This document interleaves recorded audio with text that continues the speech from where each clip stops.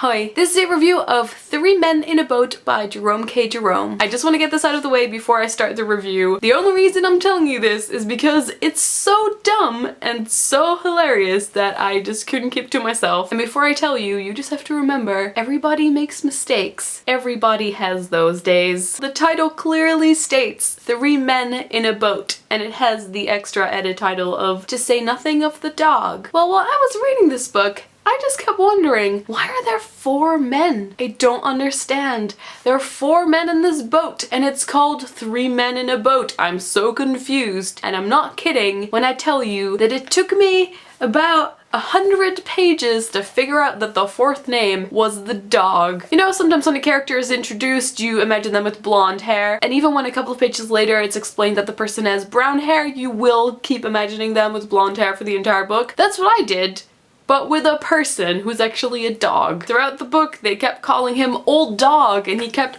barking at people. You know, it can also be used to describe a person. I'm not trying to justify it, I know how dumb it was. Anyways, let's just leave that behind us and move on to the review. The plot of the book is pretty simple. There are 3 men and a dog, and they decide to go on a boat trip. The best way to describe this is that it is just British humor at its best. So much sarcasm, ridiculous situations discussed in a really serious manner. They're really posh gentlemen who all think that they are the best thing that's ever happened to humanity. Nothing that happens is ever their fault. It's basically just the boat conspiring against them or any other inanimate object. The rest of the world is just silly and out to get them. There are a lot of asides on different topics. Sometimes they'll go off on a tangent for a couple of pages. It reminded me quite a lot of The Importance of Being Earnest, in case you've read that. It only has 150 pages, but it took me quite a while to read it. I would just read 15 pages at a time because it can be quite difficult to get through even though it's hilarious. This book actually managed to make me giggle out loud while I was reading it on the tube. Sometimes it kind of slows down and I wish I could skip a paragraph, but other than that, it's beautiful. I kind of just want to read you a passage so you can see what the style is. I can't find the passage I wanted to read, which is the one about bagpipes. I'll read something from the beginning. He has hay fever, so he goes to the British Museum to read up on hay fever, and he discovers that he actually has all the illnesses that he finds in the book. I sat for a while, frozen with horror, and then in the listlessness of despair, I again turned over the pages. I came to typhoid fever, read the symptoms, discovered that I had typhoid fever. Must have had it for months without knowing it. Wondered what else I had got. Turned up to St. Vitus's dance. Found, as I expected, that I had that too. Began to get interested in my case and determined to sift it to the bottom.